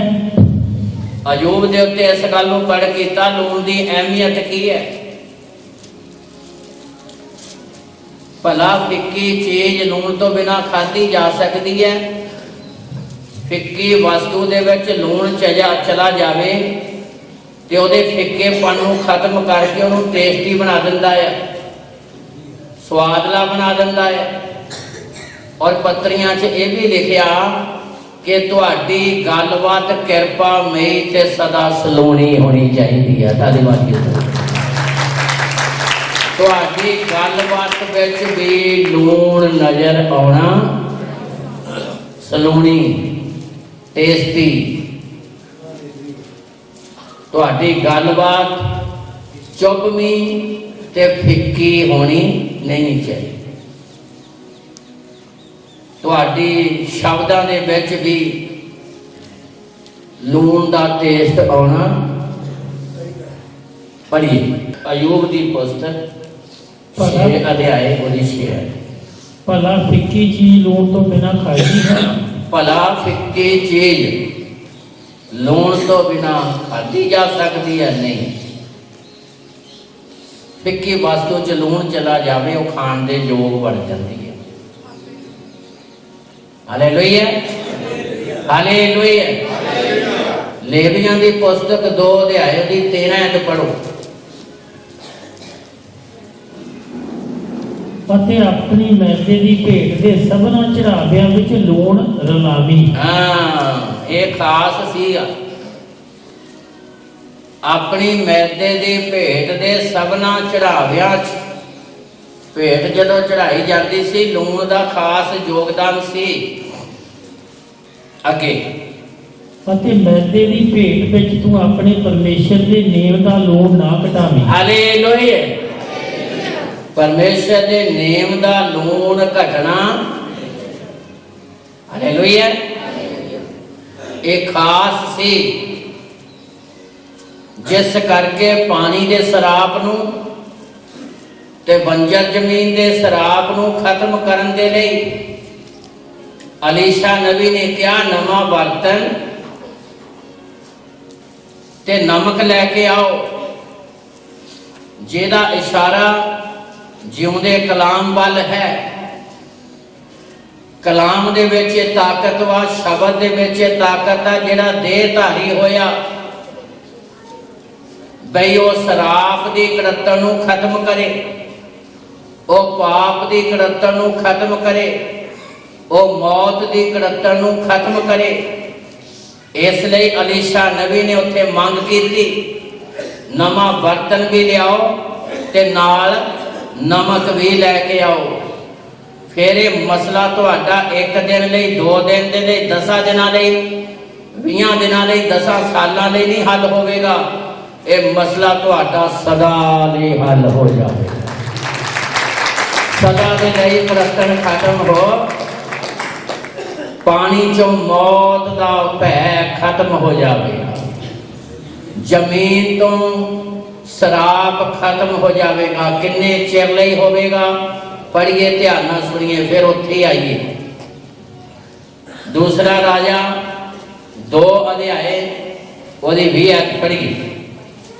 ਅਤੇ ਉਹ ਬੋਲਿਆ ਮੈਨੂੰ ਇੱਕ ਨਵਾਂ ਭਾਂਡਾ ਲਿਆ ਦਿਓ, मैनू एक नवा बर्तन लिया दिओ, ਅਤੇ ਉਹਦੇ ਵਿੱਚ ਲੂਣ ਪਾ ਦਿਓ। लूण पा दिओ। ਸੋ ਉਹ ਉਸਦੇ ਕੋਲ ਲਿਆਏ। ਉਹਦੇ ਕੋਲ ਲਿਆਏ, ਤਾਂ ਉਹ ਪਾਣੀ ਦੇ ਸੋਤੇ ਕੋਲ ਗਿਆ, पानी के सोते कोल गया, ਔਰ ਉਹਦੇ ਵਿੱਚ ਲੂਣ ਪਾ ਕੇ ਬੋਲਿਆ पानी च लूण पा के बोलिया ਯਹੋਵਾ ਨੇ ਫਰਮਾਉਂਦਾ ਹੈ परमेश्वर इस तरह आखदा आ, ਮੈਂ ਇਸ ਪਾਣੀ ਨੂੰ ਠੀਕ ਕਰ ਦਿੱਤਾ ਹੈ। मैं इस पानी नू ठीक कर दिता आ। ਅੱਗੇ ਨੂੰ ਉਹਦੇ ਵਿੱਚੋਂ ਮੌਤ ਜਾਂ ਬੰਜਰਪਣ ਨਹੀਂ ਆਵੇਗਾ। ਅੱਗੇ ਨੂੰ ਨਾ ਜ਼ਮੀਨ ਚੋਂ ਬੰਜਰਪਨ ਤੇ ਨਾ ਪਾਣੀ ਚੋਂ ਮੌਤ ਆਵੇਗੀ।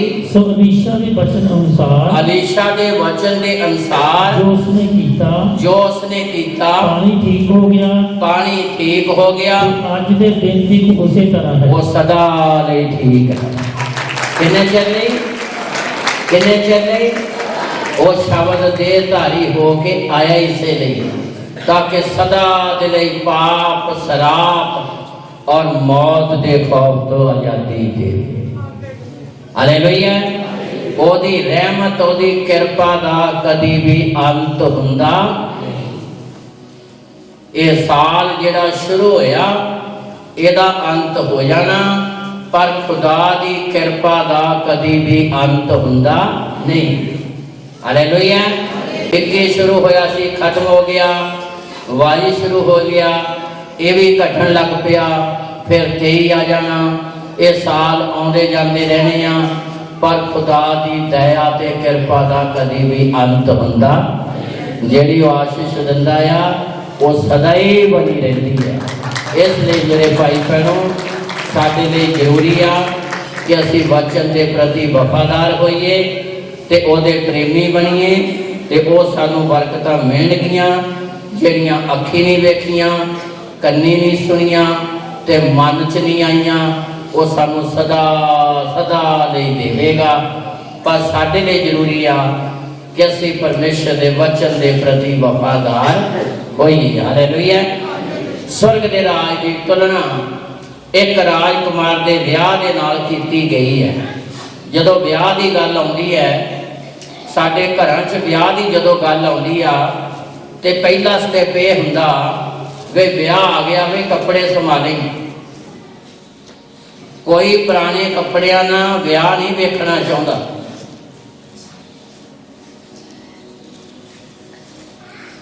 उदा भी 2-4 बारी पा लो तो मुड़ के दिमाग चाउन लग पैंदा है, कई बारी पा लिया।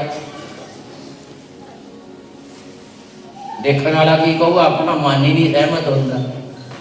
रब का धन्यवाद है, रब ने सानू एको ही तरह के दिते ही पाई जाने, बड़ा आनंद है। ताली मार के दे। हालेलुया। मन की संतुष्टि उसकी रहमत विच है। ब्याह शादी जदों आ जाता पहला स्टेप यह हुंदा भी कपड़े नवे संभालो। की कर लो? कपड़े नवे। हालेलुया। राजकुमार का ब्याह, प्रभु यीशु मसीह का ब्याह स्वर्ग राज के नाल तुलना की गई है। ते राजकुमार के पिता ने अपने पुत्र का ब्याह रखिया ते बहुत सारे रिश्तेदार, दोस्त, मित्र, साथ संबंधियों को बुला लिया। किसी ने कोई बहाना बनाया, किसी ने कोई बनाया, आए नहीं। आले दुआले वाले सद ले, कहंदा जिहड़े दूर नेड़े वाले सारे सद लो। पातशाह जदों ब्याह वाले माहौल च शामिल होया तो उन्हें देखिया कि उत्थे पढ़िए, ध्यान नाल सुनिए मत्ती दी अंजील 22 अध्याय ओदी 11। पर जब पातशाह मेलियां नूं वेखण अंदर आया, बेटी समझदे हो ना ब्याह च जिहड़े शामिल होए ने। पातशाह जदों मेलियां नूं वेखण लई ब्याह विच आया तां उत्थों एक मनुख नूं दिठा। लो जी ध्यान नाल सुनिए, उत्थे एक मनुख देखिया ब्याह दे विच जेड़ा बियोना कपड़ा पहनिया होया ना सी। हाँ, जिहने ब्याह वाले कपड़े नहीं पाए हुए सी, जिहदे कपड़े पुराने सी। हालेलुया। पुराने कपड़ियां ना ब्याह का आनंद नहीं मान सकता सी। पुरानी सोचना स्वर्ग का आनंद नहीं ले सकते तुसी। पुराने साल की सोच नाल नवे साल च दाखिल होके तुसी किरपा दे भागी नहीं बन सकते।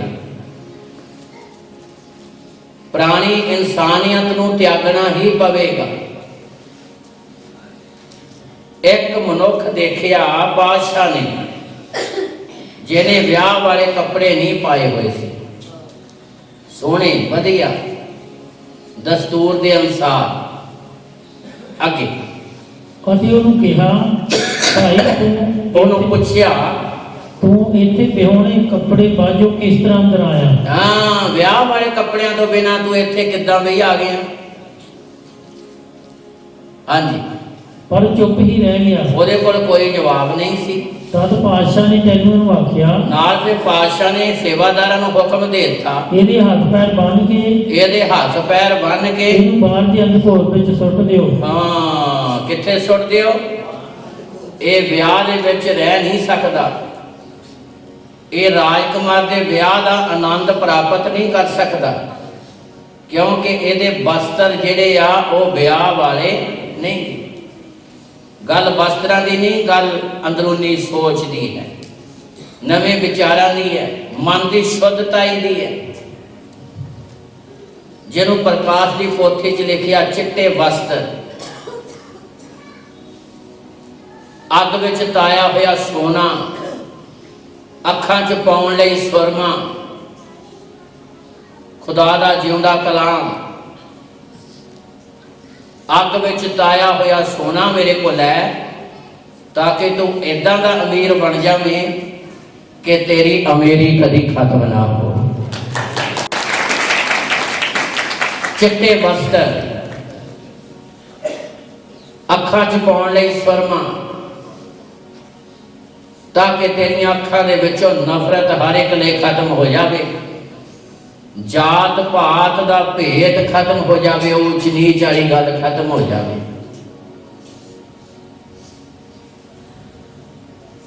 ਇਸ ਲਈ ਜਦੋਂ ਪਾਤਸ਼ਾਹ ਨੇ ਵੇਖਿਆ ਵੀ ਇੱਥੇ ਤੂੰ ਕਿੱਦਾਂ ਆ ਗਿਆ, ਉਹ ਬੋਲ ਨਹੀਂ ਸਕਿਆ, ਤੇ ਪਾਤਸ਼ਾਹ ਨੇ ਹੁਕਮ ਦਿੱਤਾ ਇਹਦੇ ਹੱਥ ਪੈਰ ਬੰਨ੍ਹ ਕੇ ਤੇ ਵਿਆਹ ਦੇ ਵਿੱਚੋਂ ਕੱਢ ਦਿਓ ਬਾਹਰ, ਤਾਂ ਇਹਨੂੰ ਬਾਹਰਲੇ ਅੰਧਕੋਰ 'ਚ ਸੁੱਟ ਦਿਓ, ਜਿੱਥੇ ਰੋਣਾ ਤੇ ਕਚੀਚੀਆਂ ਵੱਟਣਾ ਇਹ ਆਨੰਦ ਨਹੀਂ ਪ੍ਰਾਪਤ ਕਰ ਸਕਦਾ, ਕਿਉਂਕਿ ਇਹਦੇ ਵਸਤਰ ਆਨੰਦ ਪ੍ਰਾਪਤ ਕਰਨ ਵਾਲੇ ਹੈ ਨਹੀਂ। ਉੱਥੇ ਸਿੱਟ ਦਿਓ ਜਿੱਥੇ ਰੋਣਾ ਤੇ ਕਚੀਚੀਆਂ ਵੱਟਣਾ ਆ। ਸੋ ਇਹ ਦ੍ਰਿਸ਼ਟਾਂਤ ਵੀ, ਇਹ ਤਮਸੀਲ ਵੀ ਸਾਨੂੰ ਸਿਖਾਉਂਦੀ ਹੈ ਕਿ ਸਵਰਗ ਦਾ ਆਨੰਦ ਨਵੀਂ ਸੋਚ ਵਾਲੇ ਪਾ ਸਕਦੇ ਆ, ਤੇ ਪੁਰਾਣੀ ਸੋਚ ਵਾਲੇ ਉਹਦੇ ਰਾਜ ਵਿੱਚ ਵੀ ਠਹਿਰ ਨਹੀਂ ਸਕਦੇ। ਹਾਲੇਲੂਇਆ। ਇਸ ਲਈ ਸਿਰਜਣਹਾਰੇ ਨੇ ਪੁਰਾਣੇ ਨੇਮ ਨੂੰ ਰਿਜੈਕਟ ਕਰਕੇ ਸਾਨੂੰ ਨਵਾਂ ਦਿੱਤਾ। ਉਹਨੇ ਆਪਣੀ ਕਠੋਰਤਾ ਹੀ ਖਤਮ ਕਰ ਦਿੱਤੀ। ਅੱਖ ਦੇ ਬਦਲੇ ਅੱਖ ਤੇ ਦੰਦ ਦੇ ਬਦਲੇ ਦੰਦ, ਜਿਹੜੀ ਮੂਸਾ ਦੇ ਦੁਆਰਾ ਸ਼ਰਅ ਆਈ ਉਹਨੇ ਉਹਨੂੰ ਰਿਜੈਕਟ ਕਰ ਦਿੱਤਾ। ਪਰਮੇਸ਼ਰ ਨੇ ਵੀ ਆਪਣੀ ਸੋਚ ਨੂੰ ਚੇਂਜ ਕਰਕੇ ਆਪਣੀ ਦਇਆ ਤੇ ਆਪਣੇ ਪ੍ਰੇਮ ਨੂੰ ਆਪਣੀ ਮਾਨਵਤਾ ਦੇ ਉੱਤੇ ਪ੍ਰਗਟ ਕੀਤਾ, ਜਿਹਦੇ ਬਾਰੇ ਜਰਮਿਆ ਬਹੁਤ ਕਲੀਅਰ ਕਰਕੇ ਪੇਸ਼ ਕਰਦਾ ਹੈ। ਪੜਾਂਗੇ, ਇਸ ਤੋਂ ਬਾਅਦ ਪ੍ਰਾਰਥਨਾ ਕਰਾਂਗੇ। ਜਰਮਿਆ ਨਬੀ ਦੀ ਪੁਸਤਕ 31 ਅਧਿਆਏ ਉਹਦੀ 32 ਤੇ 33 ਐਤ ਪੜ੍ਹੀਏ ਤੇ ਧਿਆਨ ਨਾਲ ਸੁਣੀਏ। ਉਸ ਨੇਮ ਵਾਂਗੂ ਨਹੀਂ। ਹਾਂ, ਪਰਮੇਸ਼ਰ ਨੇ ਵੀ ਆਪਣੇ ਲੋਕਾਂ ਨੂੰ ਨਵਾਂ ਨੇਮ ਦਿੱਤਾ। ਉਸ ਨੇਮ ਵਾਂਗੂ ਨਹੀਂ ਜਿਹੜਾ ਉਹਨਾਂ ਦੇ ਪਿਓ ਦਾਦਿਆਂ ਨਾਲ ਬੰਨਿਆ, ਜਿਹੜਾ ਮੈਂ ਮਿਸਰ ਦੇ ਲੋਕਾਂ ਨਾਲ ਪਿਓ ਦਾਦਿਆਂ ਨਾਲ ਬੰਨਿਆ ਸੀ। ਜਿਸ ਦਿਨ ਮੈਂ ਉਹਨਾਂ ਦਾ ਹੱਥ ਫੜਿਆ, ਜਿੱਦਣ ਮੈਂ ਉਹਨਾਂ ਦਾ ਹੱਥ ਫੜਿਆ ਤੇ ਉਹਨਾਂ ਨੂੰ ਮਿਸਰ ਦੇਸ਼ ਵਿੱਚੋਂ ਬਾਹਰ ਲਿਆ, ਉਹਨਾਂ ਨੂੰ ਮਿਸਰ ਦੀ ਗੁਲਾਮੀ ਚੋਂ ਕੱਢ ਕੇ ਲਿਆਵਾਂ। ਜਿਸ ਮੇਰੇ ਨੇਮ ਨੂੰ ਉਹਨਾਂ ਨੇ ਤੋੜ ਦਿੱਤਾ, ਮੇਰੇ ਨੇਮ ਨੂੰ ਉਹਨਾਂ ਨੇ ਤੋੜ ਦਿੱਤਾ। ਭਾਵੇਂ ਮੈਂ ਉਹਨਾਂ ਦਾ ਵਿਅੰਤਰ ਸਾਂ, ਭਾਵੇਂ ਮੈਂ ਉਹਨਾਂ ਦਾ ਵਿਅੰਤਰ ਸੀ ਕਿ ਜਿਵੇਂ ਵਿਆਹਣ ਵਾਲਾ ਦੁਲਹਨ ਨੂੰ ਵਿਆਹ ਕੇ ਲਿਆਉਂਦਾ, ਏਦਾਂ ਮੈਂ ਗੁਲਾਮੀ ਚੋਂ ਕੱਢ ਕੇ ਲਿਆਇਆ। ਹਾਂ, ਯਹੋਵਾ ਦਾ ਵਾਕ ਹੈ, ਪਰਮੇਸ਼ਰ ਦਾ ਵਾਕ ਹੈ, ਇਹ ਉਹ ਨੇਮ ਹੈ, ਇਹ ਉਹ ਨੇਮ ਹੈ ਜਿਹੜਾ ਮੈਂ ਉਹਨਾਂ ਦਿਨਾਂ ਦੇ ਪਿੱਛੋਂ ਇਸਰਾਇਲ ਦੇ ਘਰਾਣੇ ਨਾਲ ਬੰਨਾਂਗਾ। ਉਹਨਾਂ ਦਿਨਾਂ ਤੋਂ ਬਾਅਦ ਚ ਮੈਂ ਆਪਣੀ ਪਰਜਾ, ਆਪਣੇ ਲੋਕਾਂ ਨਾਲ ਚੁਣਿਆ ਹੋਇਆ ਨਾਲ ਬੰਨਾਂਗਾ। ਯਹੋਵਾ ਦਾ ਵਾਕ ਹੈ, ਪਰਮੇਸ਼ਰ ਦਾ ਵਾਕ ਹੈ, ਮੈਂ ਆਪਣੀ ਵਿਵਸਥਾ ਨੂੰ ਉਹਨਾਂ ਦੇ ਅੰਦਰ ਰੱਖਾਂਗਾ, ਮੈਂ ਆਪਣੇ ਵਚਨ ਨੂੰ ਉਹਨਾਂ ਦੇ ਮਨ 'ਚ ਰੱਖਾਂਗਾ, ਅਤੇ ਉਹਨਾਂ ਦੇ ਦਿਲਾਂ ਉੱਤੇ ਲਿਖਾਂਗਾ। ਉਹਨਾਂ ਦੇ ਦਿਲਾਂ ਤੇ ਲਿਖਾਂਗਾ। ਮੈਂ ਉਹਨਾਂ ਦਾ ਪਰਮੇਸ਼ਰ ਹੋਵਾਂਗਾ, ਮੈਂ ਉਹਨਾਂ ਦਾ ਪਰਮੇਸ਼ਰ ਹੋਵਾਂਗਾ, ਅਤੇ ਉਹ ਮੇਰੀ ਪਰਜਾ ਹੋਣਗੇ। ਉਹ ਮੇਰੀ ਪਰਜਾ ਹੋਣਗੇ। ਉਹ ਫਿਰ ਕਦੀ ਹਰੇਕ ਆਪਣੇ ਗੁਆਂਢੀ ਨੂੰ ਅਤੇ ਹਰੇਕ ਆਪਣੇ ਭਰਾ ਨੂੰ ਨਾ ਸਿਖਾਵੇਗਾ। ਹਾਲੇਲੂਇਆ। ਫਿਰ ਆਪਣੇ ਗੁਆਂਢੀ ਨੂੰ ਤੇ ਆਪਣੇ ਭਰਾ ਨੂੰ ਨਹੀਂ ਸਿਖਾਊਗਾ। ਬਈ ਯਹੋਵਾ ਨੂੰ ਜਾਣੋ, ਬਈ ਯਹੋਵਾ ਨੂੰ ਜਾਣੋ, ਕਿਉਂਕਿ ਫਿਰ ਸਿਰਜਣਹਾਰਾ ਖੁਦ ਪਵਿੱਤਰ ਆਤਮਾ ਦੇ ਦੁਆਰਾ ਹਰ ਇੱਕ ਨੂੰ ਸਿਖਾਊਗਾ। ਤਾਲੀ ਮਾਰੀ ਜ਼ੋਰ। ਅੱਜ ਕੋਈ ਕਿਸੇ ਨੂੰ ਸਿਖਾ ਨਹੀਂ ਸਕਦਾ, ਤੇ ਜੇ ਸਿਖਾਉਂਦਾ ਵੀ ਆ ਤੇ ਸਮਝ ਨਹੀਂ ਆ ਸਕਦੀ ਜਦ ਤੀਕਰ ਪਵਿੱਤਰ ਆਤਮਾ ਸਮਝਾਵੇ। ਹਾਲੇਲੂਇਆ। ਪੁਰਾਣੇ ਨੇਮ ਵਾਂਗੂ ਨਹੀਂ, ਨਵਾਂ ਨੇਮ ਕਠੋਰਤਾ ਇਹਨੂੰ ਸਿਰਜਣਹਾਰੇ ਨੇ ਵੀ ਖਤਮ ਕਰ ਦਿੱਤਾ। ਅੱਖ ਦੇ ਬਦਲੇ ਅੱਖ, ਦੰਦ ਦੇ ਬਦਲੇ ਦੰਦ, ਉਸ ਗੱਲ ਨੂੰ ਖਤਮ ਕਰਕੇ ਸ਼ਰਾਂ ਨੂੰ ਪਰਮੇਸ਼ਰ ਨੇ ਆਪਣੀ ਰਹਿਮਤ, ਆਪਣੀ ਦਇਆ ਤੇ ਆਪਣੇ ਪ੍ਰੇਮ ਨੂੰ ਪ੍ਰਗਟ ਕੀਤਾ। ਇਸੇ ਲਈ ਅੱਜ ਯਿਸੂ ਮਸੀਹ ਦੇ ਨਾਮ 'ਚ ਪਵਿੱਤਰ ਆਤਮਾ ਮਿਲਦਾ, ਜਿਹੜਾ ਸਾਰਿਆਂ ਦੀ ਅਗਵਾਈ ਕਰਦਾ ਹੈ, ਜਿਹੜਾ ਸਾਰਿਆਂ ਨੂੰ ਸਿਖਾਉਂਦਾ ਹੈ। ਕਿਸੇ ਦੇ ਮਨੁੱਖ ਦੇ ਸਿਖਾਉਣ ਦੇ ਨਾਲ ਅਸੀਂ ਸਮਝ ਨਹੀਂ ਸਕਦੇ ਜਦ ਤੀਕਰ ਖੁਦਾ ਦਾ ਆਤਮਾ ਸਾਡੀ ਅਕਲ ਨੂੰ ਨਾ ਖੋਲੇ। ਚੇਲਿਆਂ ਦੀ ਬੁੱਧ ਖੋਲ ਦਿੱਤੀ ਵੀ ਲਿਖਤਾਂ ਨੂੰ ਸਮਝਣ। ਪਵਿੱਤਰ ਆਤਮਾ ਸਾਡੀ ਸਮਝ ਨੂੰ ਖੋਲਦਾ ਆ, ਤਾਂ ਹੀ ਅਸੀਂ ਕਲਾਮ ਦੀਆਂ ਗਹਿਰੀਆਂ ਗੱਲਾਂ ਨੂੰ ਸਮਝ ਸਕਦੇ ਹਾਂ। ਫਿਰ ਗੁਆਂਢੀ ਨੂੰ ਸਿਖਾਵੇਗਾ ਨਹੀਂ, ਭਰਾ ਨੂੰ ਨਹੀਂ ਸਿਖਾਵੇਗਾ। ਅੱਗੇ ਕਿਉਂ ਜੋ ਉਹ ਸਾਰਿਆਂ ਦੇ ਸਾਰੇ ਉਹਨਾਂ ਦੇ ਛੋਟੇ ਤੋਂ ਵੱਡੇ ਤੱਕ ਮੈਨੂੰ ਜਾਣ ਲੈਣਗੇ। ਉਹ ਸਾਰੇ ਹੀ ਮੈਨੂੰ ਜਾਣ ਲੈਣਗੇ। ਯਹੋਵਾ ਦਾ ਵਾਕ ਹੈ, ਪਰਮੇਸ਼ਰ ਦਾ ਵਚਨ ਹੈ। ਕਿਉਂ ਜੋ ਮੈਂ ਉਹਨਾਂ ਦੀ ਬਦੀ ਨੂੰ ਮਾਫ ਕਰਾਂਗਾ। ਇਹ ਕੰਮ ਕਰਨ ਦੇ ਲਈ ਨਵਾਂ ਨਿਯਮ ਪੈਦਾ ਹੋਇਆ, ਨਵਾਂ ਨਿਯਮ ਪਰਮੇਸ਼ਰ ਨੇ ਦਿੱਤਾ। ਮੈਂ ਉਹਨਾਂ ਦੀ ਬਦੀ ਨੂੰ ਮਾਫ ਕਰਾਂਗਾ ਅਤੇ ਉਹਨਾਂ ਦੇ ਪਾਪ ਫੇਰ ਚੇਤੇ ਨਾ ਕਰਾਂਗਾ। ਉਹਨਾਂ ਦੇ ਪਾਪ ਫੇਰ ਚੇਤੇ ਨਹੀਂ ਕਰਾਂਗਾ ਤੇ ਸਮੁੰਦਰ ਦੀ ਤਹਿ 'ਚ ਸੁੱਟ ਦਿਆਂਗਾ। ਤੇ ਘਟਾ ਆਉਂਦੀ ਆ ਤੇ ਚਲੀ ਜਾਂਦੀ, ਇਦਾਂ ਮੈਂ ਅਪਰਾਧ ਮਿਟਾ ਦਿਆਂਗਾ। ਜਿੰਨਾ ਚੜ੍ਹਦਾ ਲੈਂਦੇ ਤੋਂ ਦੂਰ ਹੈ, ਇੰਨੇ ਉਹਨਾਂ ਦੇ ਅਪਰਾਧ ਦੂਰ ਕਰ ਦਿਆਂਗਾ। ਹਾਂ, ਇਹ ਉਹ ਨੇਮ ਹੈ ਜਿਹੜਾ ਮੈਂ ਉਹਨਾਂ ਦਿਨਾਂ ਦੇ ਪਿੱਛੋਂ ਇਸਰਾਇਲ ਦੇ ਘਰਾਣੇ ਨਾਲ ਬੰਨਾਂਗਾ। ਅੱਗੇ ਯਹੋਵਾ ਦਾ ਵਾਕ ਹੈ। ਹਾਂ, ਹਾਲੇ ਅੱਗੇ ਮੈਂ ਆਪਣੀ ਵਿਵਸਥਾ ਨੂੰ ਉਹਨਾਂ ਦੇ ਅੰਦਰ ਰੱਖਾਂਗਾ, ਆਪਣੇ ਵਚਨ ਉਹਨਾਂ ਦੇ ਮਨ 'ਚ ਰੱਖਾਂਗਾ ਅਤੇ ਉਹਨਾਂ ਦੇ ਦਿਲਾਂ ਉੱਤੇ ਲਿਖਾਂਗਾ। ਉਹਨਾਂ ਦੇ ਦਿਲਾਂ ਤੇ ਲਿਖਾਂਗਾ। ਮੈਂ ਉਹਨਾਂ ਦਾ ਪਰਮੇਸ਼ਰ ਹੋਵਾਂਗਾ, ਮੈਂ ਉਹਨਾਂ ਦਾ ਪਰਮੇਸ਼ਰ ਹੋਵਾਂਗਾ, ਅਤੇ ਉਹ ਮੇਰੀ ਪ੍ਰਜਾ ਉਹ ਹੋਣਗੇ। ਮੇਰੀ ਪ੍ਰਜਾ ਹੋਣਗੇ। ਉਹ ਫਿਰ ਕਦੀ ਹਰੇਕ ਆਪਣੇ ਗੁਆਂਢੀ ਨੂੰ ਅਤੇ ਹਰੇਕ ਆਪਣੇ ਭਰਾ ਨੂੰ ਨਾ ਸਿਖਾ ਦੇਗਾ ਅੱਗੇ ਬਈ ਯਹੋਵਾ ਨੂੰ ਜਾਣੋ। ਹਾਂ, ਕਿਉਂ ਜੋ ਉਹ ਸਾਰਿਆਂ ਦੇ ਸਾਰੇ ਉਹਨਾਂ ਦੇ ਛੋਟੇ ਤੋਂ ਵੱਡੇ ਤੱਕ ਮੈਨੂੰ ਜਾਣ ਲੈਣਗੇ। ਅੱਗੇ ਯਹੋਵਾ ਦਾ ਵਾਕ ਹੈ, ਕਿਉਂ ਜੋ ਮੈਂ ਉਹਨਾਂ ਦੀ ਬਦੀ ਨੂੰ ਮਾਫ ਕਰਾਂਗਾ ਅਤੇ ਉਹਨਾਂ ਦੇ ਪਾਪ ਫੇਰ ਚੇਤੇ ਨਾ ਕਰਾਂ। ਹਾਲੇਲੂਇਆ। ਸਿੱਧੇ ਲੱਗ ਜਾਂਦੇ ਸਿਰਜਣਹਾਰਾ ਕਹਿੰਦਾ ਮੈਂ ਉਹਨਾਂ ਦੀ ਸੋਚ ਨੂੰ ਬਦਲ ਦਿਆਂਗਾ। ਤਾਜਮਾਤ ਦੇ ਉਹਨਾਂ ਦੇ ਵਿਚਾਰਾਂ ਨੂੰ ਬਦਲ ਦਿਆਂਗਾ, ਉਹਨਾਂ ਦੇ ਮਨਾਂ 'ਚ ਆਪਣੀ ਵਿਵਸਥਾ ਰੱਖਾਂਗਾ। ਇਸ ਲਈ ਮੇਰੇ ਭਾਈ ਭੈਣੋ, ਪਰਮੇਸ਼ਰ ਦਾ ਟਾਰਗੇਟ ਹੈ ਕਿ ਸਾਡੇ ਜੀਵਨ ਨੂੰ ਬਦਲਣਾ ਚਾਹੁੰਦਾ ਹੈ। ਤੇ ਜਦੋਂ ਸਾਡੀ ਜ਼ਿੰਦਗੀ ਨੂੰ ਬਦਲੇਗਾ, ਅਸੀਂ ਆਪਣੇ ਜੀਵਨ ਦੀਆਂ ਸੋਚਾਂ ਨੂੰ ਬਦਲਾਂਗੇ ਤੇ ਖੁਦਾ ਫਿਰ ਸਾਨੂੰ ਆਪਣੀਆਂ ਆਸ਼ੀਸ਼ਾਂ ਨਾਲ ਭਰੇਗਾ, ਕਿਉਂਕਿ ਉਹਦਾ ਟਾਰਗੇਟ ਹੈ ਕਿ ਸਾਨੂੰ ਆਪਣੇ ਪ੍ਰੇਮੀ ਬਣਾਉਣਾ ਚਾਹੁੰਦਾ। ਤੇ ਪ੍ਰੇਮੀ ਹੀ ਖੁਦਾ ਦੀਆਂ ਬਰਕਤਾਂ ਨੂੰ ਪਾ ਸਕਦਾ। ਉਹ ਬਰਕਤਾਂ ਜਿਹੜੀਆਂ ਅੱਖੀਂ ਨਹੀਂ ਵੇਖੀਆਂ, ਕੰਨੀ ਨਹੀਂ ਸੁਣੀਆਂ ਤੇ ਮਨ 'ਚ ਨਹੀਂ ਆਈਆਂ, ਖੁਦਾ ਨੇ ਆਪਣੇ ਪ੍ਰੇਮੀਆਂ ਲਈ ਤਿਆਰ ਰੱਖਿਆ ਹੈ। ਇਸ ਲਈ ਇਹ ਬਖਸ਼ਿਸ਼ ਦੇ ਭੇਤ ਨੂੰ, ਰਹਿਮਤ ਦੇ ਭੇਤ ਨੂੰ ਉਹੀ ਪ੍ਰਾਪਤ ਕਰਦਾ ਆ ਜਿਹੜਾ ਆਪਣੀ ਜ਼ਿੰਦਗੀ ਨੂੰ ਸਿਰਜਣਹਾਰੇ ਦੇ ਹੱਥ ਦਿੰਦਾ ਤੇ ਆਪਣੀ ਸੋਚ ਨੂੰ ਬਦਲਦਾ ਆ ਤੇ ਉਹ ਨਵੀਆਂ ਬਰਕਤਾਂ ਦਾ ਹੱਕਦਾਰ ਬਣਦਾ ਹੈ। ਆਓ ਅਸੀਂ ਆਪਣੇ ਆਪ ਨੂੰ ਉਹਦੇ ਹੱਥ ਦੇਈਏ, ਆਪਣੀ ਸੋਚ ਨੂੰ ਬਦਲੀਏ, ਵਿਚਾਰਾਂ ਨੂੰ ਬਦਲੀਏ ਤੇ ਉਹਦੇ ਅੱਗੇ ਰੱਖੀਏ, ਪਰਮੇਸ਼ਰ ਮੇਰੀ ਜ਼ਿੰਦਗੀ ਤੇਰੇ ਵਚਨ ਦੇ ਅਨੁਸਾਰ ਹੋਵੇ, ਮੇਰੀ ਸੋਚ ਤੇਰੇ ਵਚਨ ਦੇ ਅਨੁਸਾਰ ਹੋਵੇ, ਮੇਰਾ ਬੋਲਣਾ ਚੱਲਣਾ ਬੈਠਣਾ ਉੱਠਣਾ ਤੇਰੇ ਵਚਨ ਦੇ ਅਨੁਸਾਰ ਹੋਵੇ। ਸਭ ਘੁਟਨਿਆਂ ਤੇ ਹੋਈਏ, ਆਪਣੇ ਹੱਥਾਂ ਨੂੰ ਉਠਾਈਏ, ਸਭ ਘੁਟਨਿਆਂ ਤੇ ਹੋਈਏ 1-2 ਮਿੰਟਾਂ ਦੇ ਲਈ। ਇਸ ਸਾਲ ਦੇ ਅਸੀਂ ਦੂਸਰੇ ਸਬਤ ਦੇ ਦਿਨ 'ਚ ਤੇ ਖੁਦਾ ਆਪਣੀ ਰਹਿਮਤ, ਆਪਣੀ ਕਿਰਪਾ ਸਾਡੇ ਤੇ ਕਰੇ ਤੇ ਸਾਨੂੰ ਹਜ਼ਾਰਾਂ ਲੱਖਾਂ ਤੇ ਕਰੋੜਾਂ ਦੀ ਬਰਕਤ ਦਾ ਕਾਰਨ ਬਣਾਵੇ। ਆਓ ਆਪਣੇ ਆਪ ਨੂੰ ਉਹਦੇ ਹੱਥ ਦੇ